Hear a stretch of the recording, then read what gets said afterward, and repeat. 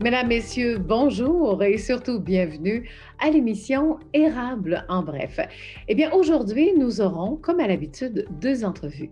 Nous allons interviewer à la chronique Plessisville vous informe Madame Mélissa Filion, qui va nous parler, entre autres, de la fête des mitaines qui a été annulée. Mais qu'est-ce qu'on va faire à la place? On a une belle proposition à vous faire. Également, on aura l'occasion de parler avec Monsieur Gracien Courtois, propriétaire de la place 4213. Vous avez sûrement remarqué que la place 4213, qui est une institution, est maintenant à vendre. Avis aux intéressés. Mais pour l'instant, voici votre bulletin de nouvelles. On parle de Luc Berthold, député de Mégantic-l'Érable, qui rassure ces temps-ci les agriculteurs. Il s'agit du fameux projet de loi 208 qui modifie la loi de l'impôt sur le revenu. Actuellement, qu'est-ce qui se passe? C'est qu'un propriétaire qui veut vendre son entreprise agricole, eh bien, ce sera plus coûteux pour le propriétaire de vendre à un membre de la famille que de la vendre à un étranger. Le litige, c'est que le gouvernement actuel refuse de modifier la loi de l'impôt sur le revenu qui corrigerait cette maladresse au niveau des familles. Pour le député, c'est une autre gifle en plein visage, car les entreprises agricoles font face eux aussi à des défis et cela en pleine pandémie. Le député ajoute aussi que c'est inconcevable que des familles agricoles perdent de l'argent parce qu'elles choisissent de léguer leur entreprise à la relève qui fait partie de la famille.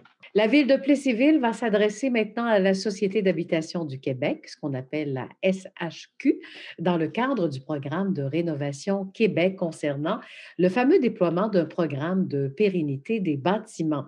La ville veut ainsi aider les résidents qui sont aux prises avec des bâtiments qu'on dit dans un état précaire. Alors, le but, c'est bien sûr d'embellir la ville de Plessisville. Et grâce à l'appui financier de Rénovation Québec, eh bien, la ville de Plessisville pourrait même aller chercher jusqu'à 50 des dépenses admissibles. Maintenant, bonne nouvelle, la ferme Carona du 11e rang de la paroisse de Plessisville vient d'être intronisée dans le club de l'excellence de la coopérative AgroPure. La ferme a d'ailleurs obtenu les meilleurs résultats en matière de qualité du lait. La ferme Carona est la propriété de Pierre Caron et également de son fils Pierre-Olivier. La ferme possède un troupeau Holstein d'ailleurs. Vous savez que la famille a déjà vécu un violent incendie en avril 2018. La ferme avait alors perdu la moitié de son troupeau laitier. Impact Emploi de l'Érable vient de recevoir du ministère de l'Immigration, de la francisation et de l'intégration. C'est un appui financier de 172 941 $. Le PASI favorise donc la participation en français des personnes immigrantes à la vie collective. D'ailleurs, grâce à cette aide, eh bien, ça permet à Impact Emploi de l'Érable de faire davantage d'accompagnement individuel pour leur intégration dans notre collectivité. Et voilà, ça complète déjà ce bulletin d'actualité locale et régionale. Passons maintenant immédiatement avec nos entrevues. Je vous propose Mélissa Filion avec la chronique Plessisville vous informe et également à ne pas manquer cette entrevue avec Gracien Courtois qui nous parle de la vente de la place 4213. Là-dessus, je vous souhaite de passer une excellente semaine.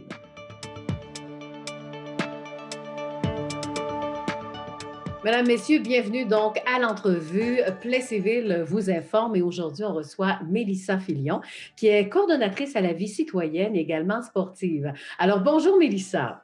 Bonjour Lydia. Mélissa, aujourd'hui, c'est évident qu'on va parler un peu de qu'est-ce qui se passe côté plus activité. Est-ce qu'il y a des choses à faire à Plessisville? Oui, bien sûr. En fait, à chaque année, il y a l'habituelle fête des mitaines là, qui a lieu au mois de février. Je ne vous cacherai pas qu'avec la pandémie actuelle, on ne pourra pas, cette activité-là ne pourra pas avoir lieu. Mais le comité organisateur, là, qui est composé de plusieurs organismes, dont l'Association des personnes handicapées de l'ERAM, le CPA Plestisville, donc le club de patinage artistique, la Maison des jeunes, la Maison des familles, puis l'École Saint-Édouard. En fait, on s'est réunis au mois d'octobre-novembre là, pour voir qu'est-ce qu'on offrait aux citoyens, là, étant donné que l'événement qui attire 1000 personnes ne peut pas avoir Ben lieu. oui. Et Et ça fait on une a belle eu, sortie en famille aussi, hein, la oui, fête du c'est mitaine. ça, exactement. Fait qu'on se disait, en fait, le comité a décidé là, de préparer une vingtaine de panneaux d'animation qui ont été installés là, vers la dernière semaine du mois de janvier aux abords là, de la rivière du Parc Bourbon, donc au carrefour de l'Érable, là, que les gens connaissent peut-être mieux sous ce nom-là. Donc, Mhm. tout le long des sentiers là, qui longent la rivière, il y a différents panneaux là, qui sont installés. On a eu une très belle collaboration, là, notamment par ces organismes-là qui font partie du comité organisateur, mais aussi avec Impact Emploi, la Société d'histoire, puis plusieurs artistes de la région là, dont leurs œuvres ont été présentées sur ces panneaux-là. Ben justement, qu'est-ce qu'on présente exactement? Il y en a combien, premièrement, des Oui, panneaux? il y a une vingtaine de panneaux. En fait, il y en a 20 là, sur le bord du sentier. Puis, on en a également 7 aux abords de la patinoire là, qui fait partie du village boréal, qui est aussi une autre activité là, qui est offerte aux citoyens depuis déjà le mois de décembre. Mhm. Donc, à l'intérieur de cette patinoire-là, sur les cubes en bois qu'il y a, là, on a affiché 7 affiches de plus avec la participation du club de patinage artistique qui invite les gens à essayer des exercices à faire sur la patinoire. Puis on a aussi l'Association des personnes handicapées l'Érable qui nous a partagé en lien avec Olympiques spéciaux Québec, en fait des athlètes olympiques. Donc, on fait un petit peu la description pour que les gens, quand ils patinent, puissent avoir quelque chose à regarder. Puis, Mhm. on a un autre panneau, en fait, là, qui est situé où le labyrinthe qu'on a fait dans le cadre du village boréal. Puis, c'est la Maison des familles qui a inscrit sur ce panneau-là des différentes manières de traverser le labyrinthe, par exemple, avec des drôles de défis. Puis, sur les panneaux qui sont aux abords de la rivière, ben, on a la Société d'histoire qui nous pose des petits saviez-vous que ou des qui suis-je. On a aussi la Maison des jeunes qui propose des saviez-vous que. La Maison des familles propose des activités pour les enfants en bas âge. On a également Impact Emploi là, qui a partagé beaucoup de faits ou d'informations aussi sur les communautés culturelles là, qu'on retrouve à Plessis.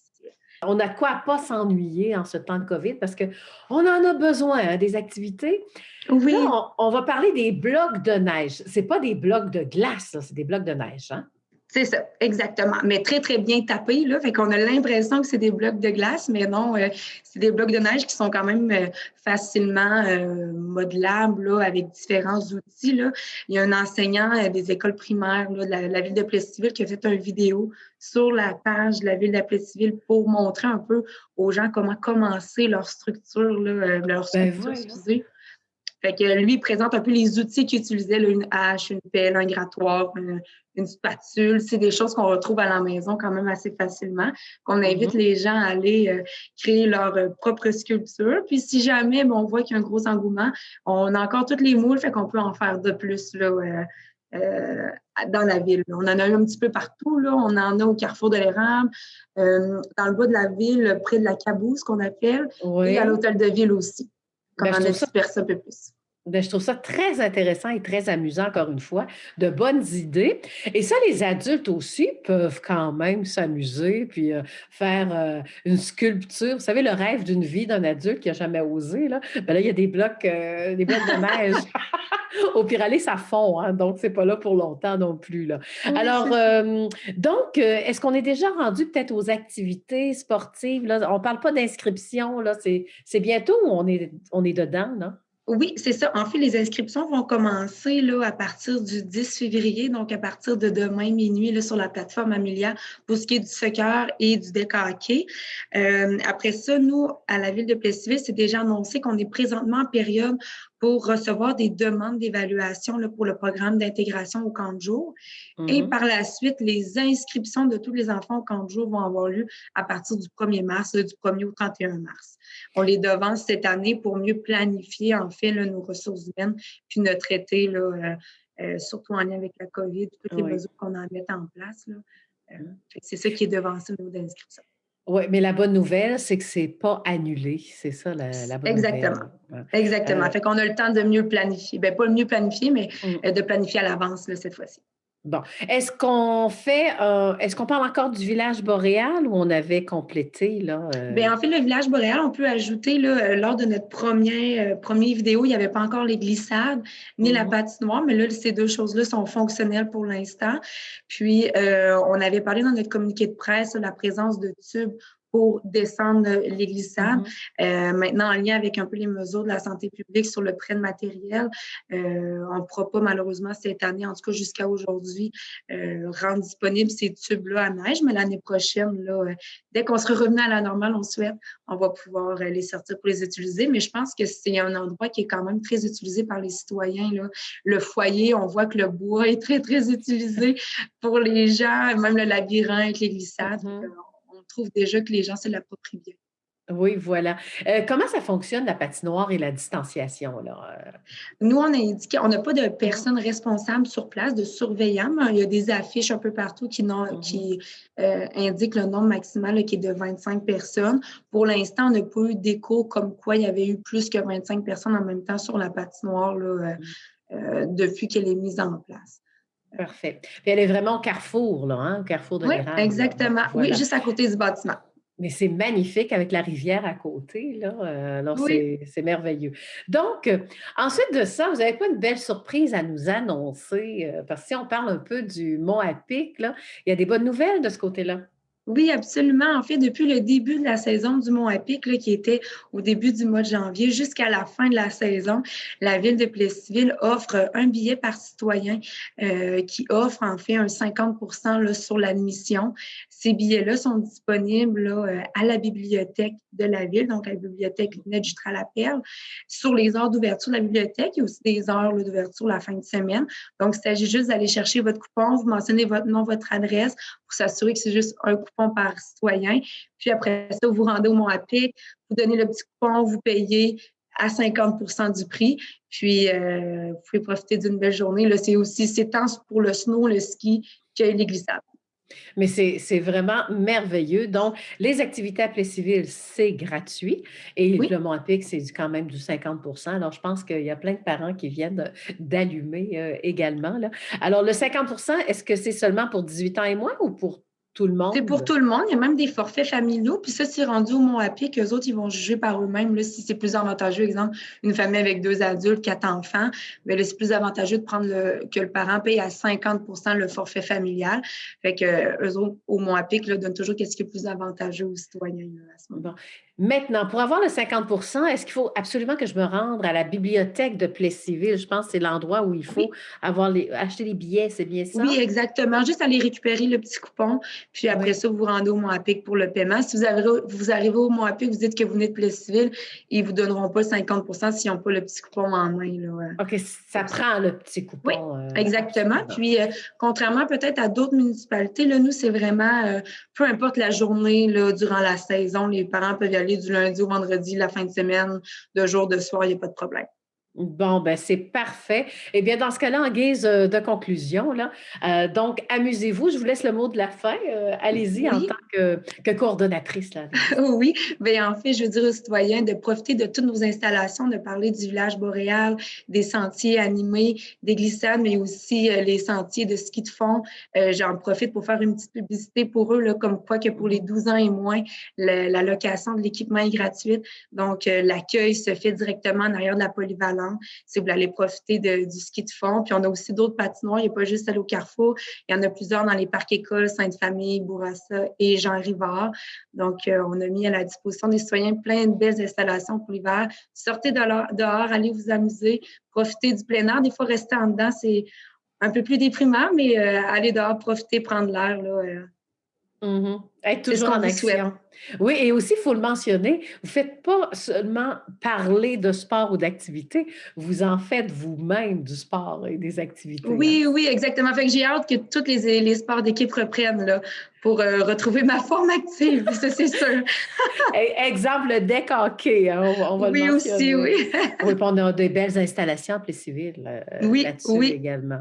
Alors, oui. ben, je vous remercie beaucoup, Mélissa, et on se dit sûrement une prochaine. Quand il y aura quoi que ce soit, ben, n'hésitez pas à communiquer avec votre TVC. D'accord? Oui, merci beaucoup. Bonne journée. Merci. Alors, je m'entretiens avec Mélissa Filion, coordonnatrice donc à la vie citoyenne et également sportive. Donc, à l'émission Érable en bref, aujourd'hui, il fallait vraiment qu'on interviewe Gratien Courtois et également Marielle pour une raison assez radicale parce que vous avez remarqué dernièrement qu'on a vu une pancarte à vendre sur le site où est située la place 4213. Une institution, est-ce que les gens et la population ont été surpris de cette nouvelle? La réponse est oui. Mais par contre, pour Gratien Courtois, il va nous expliquer un peu tout le processus avant d'en arriver, de placer la pancarte à vendre à la place 4213. Notre invité, Gratien Courtois. Bonjour, Gratien. Bonjour Lydia.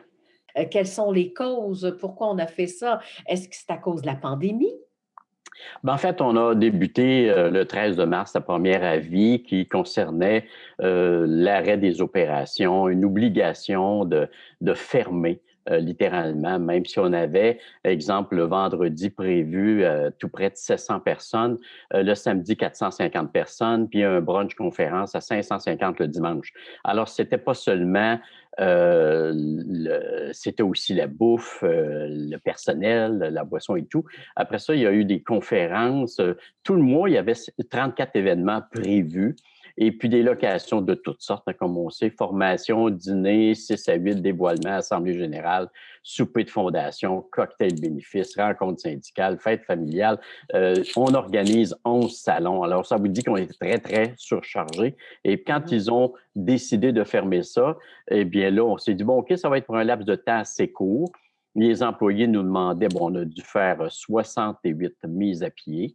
Et puis là, tout le monde a dit, OK, c'est temporaire. Donc, est-ce que la compagnie est bonne pour supporter? On a dit oui, on est bon pour supporter au moins 6 mois. Mais rendu à l'automne, septembre, on a pu ouvrir, mais on avait droit à 50 personnes. Donc, la majorité du personnel n'ont pas entré. Donc, c'est nous qui avons fait le travail des réunions, les 50 personnes. Après ça, on est tombé à 25 personnes. Et par la suite, le reconfinement. Donc, pas de party de Noël, pas de party d'entreprise, qui normalement génère des activités importantes pour l'entreprise à partir de la mi-novembre jusqu'à la fin décembre. Et puis, à partir de là, il y a eu des pertes d'emplois parce que beaucoup d'employés ont commencé à avoir des craintes. On dit, OK, on va changer de domaine. Donc, des gens en cuisine, du personnel qui ont plus de 25 et 30 ans à l'entreprise. Donc, ces gens-là ont eu peur que ça ne revienne plus, le domaine de la restauration. Donc, ont quitté littéralement. Donc, s'ils ont quitté, bien là, nous, ça devient problématique. Comment faire pour donner le même service, la même qualité à nos gens qui ont réservé chez nous, avec un personnel qui n'est pas entraîné, puis beaucoup de personnel qui ont quitté pour des raisons monétaires. Donc là, on s'est vu forcé par l'obligation de repartir une entreprise qui va boiter, parce que l'événementiel, est-ce que ça va repartir? Dans combien de temps? Rien prouve qu'on sera en mesure de redébuter les opérations avant l'automne 2021. Donc, si on repart, ça va être encore avec des 25-50 personnes. Tant que le vaccin ne sera pas totalement mis, on reste avec cette problématique-là. Donc là, on a dit, on a une bâtisse de 16 000 pieds. Donc, l'accès parfait sur une route principale qui est la 116, coin 116 du boulevard Jutras. L'accès avec les villes principales aux alentours, Princeville, Plessisville, Warwick, Kinzeford et ainsi de suite. Avec un stationnement, des services qui sont globaux chez nous. Bien là, on s'est dit, on n'a pas d'autre alternative que de vendre la bâtisse. OK. Vous parlez de la bâtisse, mais le terrain aussi, hein? Oui, On oui, parle oui. probablement qu'il y aura d'autres fermetures dans le secteur de l'événementiel, là, et que vous nous en parliez. Est-ce que c'était une question d'affaires ou de cœur? Parce qu'il ne faut pas oublier qu'à la Chambre de commerce des Bois-Francs-Érables, bon, vous avez déjà été président, actuellement vous êtes gouverneur, donc vous sentez le pouls aussi du monde des affaires. Vous êtes encore très présent. Alors, qu'est-ce qu'on peut ressentir dans ce monde des affaires aujourd'hui? Bien, pour le moment, tout ce qui est événementiel, c'est très difficile. Puis, on se doute qu'il y a plusieurs qui vont fermer les opérations. C'est presque inévitable. Par contre, ceux qui organisent l'événement, qu'il y en ait une ou qu'il n'y en ait pas, c'est tel que tel. Mais il reste qu'il y a beaucoup de secteurs qui vont probablement disparaître. Nous, on a fermé, si on avait 40 ans, probablement qu'on aurait resté là en place avec les subventions, puis les prêts du gouvernement et ainsi de suite. Mais il reste que même si on a fait ça, on doit en rembourser une très grande majorité de ce montant-là. Et puis, là, rendu à l'âge de la retraite, il est comme si ça repart, pour revenir comme c'était, ça va prendre 4 ans, 5 ans avant que ça revienne au même niveau où on était. Donc, moi, dans 5 ans, je ne suis pas à l'âge de repartir une entreprise dans 3, 4, 5 ans. Là.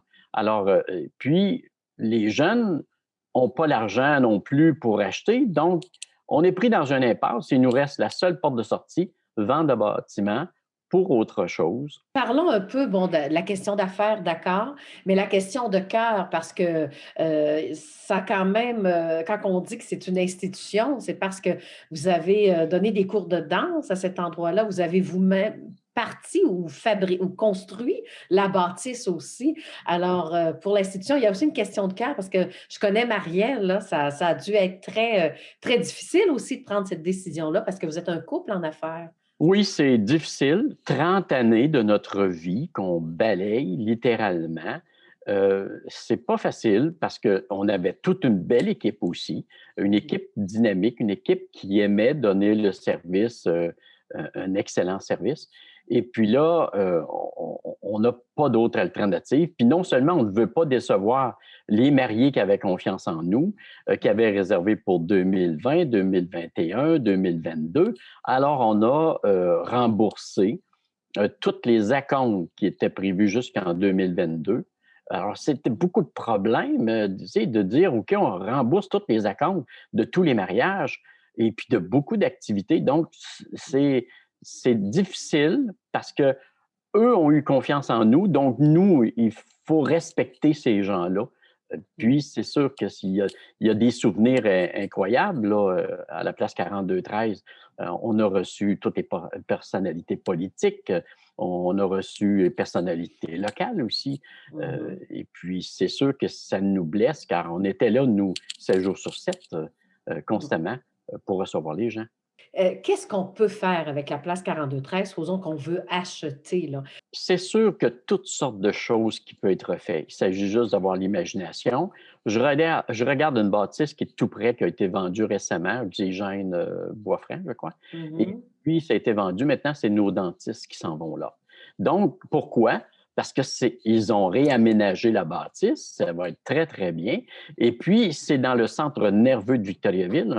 Si on parle coin 116 et boulevard Jutras, il passe en tout près de 75-100 000 voitures par jour là, à cette intersection. Donc, c'est un coin névralgique. On a juste un petit retrait pour que le trafic soit plus agréable parce qu'on peut recevoir des masses, mais je pense que ça peut être utilisé pour toutes sortes de choses. Écoutez, il n'y a presque rien qui ne peut pas être fait là, mais en vérifiant avec la ville pour s'assurer qu'il n'y a pas de contraintes, bien, je pense que cette boîte-là peut être aménagée facilement pour faire quoi que ce soit avec elle. Mhm. Ça vaut combien une bâtisse comme ça? Bien, écoutez, ça vaut l'évaluation, hein, bien Oui, entendu. Alors, l'évaluation, c'est pas quelque chose qui est caché. Tout le monde peut non. voir l'évaluation municipale. Donc, je pense qu'on est un petit peu en bas de l'évaluation municipale, mais c'est une bâtisse qui est toute en briques. Alors, c'est une bâtisse qui a une valeur et que la toiture a été refaite il n'y a pas très longtemps. Donc, la bâtisse, elle est prête à être opérée pour peu importe ce que les gens veulent faire avec. Là. Oui.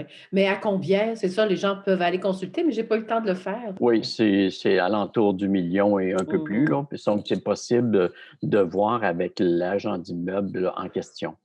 Parfait. Alors maintenant, donc, qu'est-ce qu'on fait? On dit oui, OK, on part à la retraite, mais on fait quoi? Parce que vous êtes quand même jeune, là, vous êtes un homme actif. Même chose pour Oui. Marielle, là. Oui, mais on avait déjà commencé à préparer un peu notre retraite.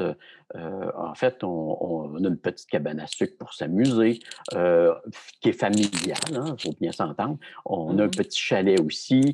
On a aussi au lac Champlain un voilier qu'on utilise pendant l'été. Donc, ce voilier-là devient un peu notre chalet d'été. Donc, c'est déjà assez rempli. On fait du vélo aussi. Donc, puis on voyageait avant, donc le voyage est mis de côté, comme tout le monde le sait. Donc, Mhm. pour le moment, on va s'occuper d'aller marcher sur notre terre à bois. Puis, rendu au printemps, ben, on espère pouvoir aller faire un tour sur notre voilier, surtout qu'il est aux États-Unis. Donc, il y a une problématique actuellement pour passer les douanes qui devrait se résorber dans les prochains mois. On Oui. espère. Avez-vous un message à dire à nos gens d'affaires aussi, là? Bien, je pense que toute cette situation va avoir amené quelque chose de bien qu'il faut regarder. Qu'est-ce que ça a apporté? Ça nous ressente un petit peu sur soi-même, de savourer la vie d'une autre façon. Et puis, probablement que nos ancêtres ont vécu un peu cette situation. Et puis, on passe à travers. Et puis, nous, avec toute la technologie que l'on a aujourd'hui, qui est vraiment extraordinaire parce qu'on peut visiter nos gens, nos amis par soit Facebook, avec Zoom ou avec FaceTime. Il y a plusieurs applications qui nous permettent de le faire. Mais moi, je pense que il faut penser que ça va être passager. Il faut croire en l'avenir et puis penser qu'il y a encore quelque chose de bien qui nous attend. Alors, dans ce cas-là, Gratien Courtois, ben, merci hein, de nous avoir accordé cette entrevue-là. J'en profite aussi pour saluer Marielle, évidemment. Là. Et puis, je vous souhaite une belle retraite et je vous souhaite également euh, comme on dit, que votre rêve d'il y a 30 ans puisse quand même se poursuivre hein, dans le temps. Voilà, c'est ce qu'on peut laisser aussi comme message. Ben, merci beaucoup, Gratien. À la prochaine. Merci à vous. Au revoir. Alors, c'était donc Gratien Courtois qui est propriétaire donc, de la place 4213 avec Marielle Courtois. En espérant que l'émission Érable en bref vous a plu, vous voulez absolument qu'on parle de vous, allez-y par courriel tvcérable@commercialoutlook.com ou encore question de revisionner nos émissions ou encore toutes nos entrevues qui sont individuelles sur notre site. Allez sur notre site web tvc.org. Bonne semaine.